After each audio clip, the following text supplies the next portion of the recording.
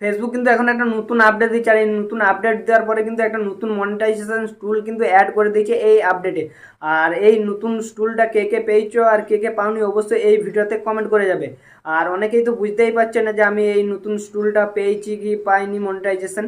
তার জন্য তাকে বলবো এই ভিডিওটা প্রথম থেকে শেষ পর্যন্ত দেখে যাও, তাহলে তুমি বুঝতে পারবে যে তুমি এই আপডেটটাতে মনিটাইজেশন টুলটা পেয়েছো কি বা পাওনি। সবচেয়ে প্রথম ধরুন ফেসবুক অ্যাপ্লিকেশনের মধ্যে চলে আসবে। ফেসবুক অ্যাপ্লিকেশনে আসার পরে এখানে দেখতে পাবে তোমার একটা প্রোফাইল দেখাচ্ছে, সেই প্রোফাইলের উপর ট্যাপ করবে মানে টাচ করবে।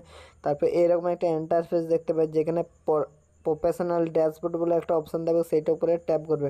তোমরা এরকম একটা ইন্টারফেস দেখতে পাবে। তো কিছুটা সাইড দিকে যাওয়ার পরে এখানে একটা মনিটাইজেশন বলে অপশন থাকবে, সেই মনিটাইজেশন অপশনের উপরে তোমরা ট্যাপ করবে।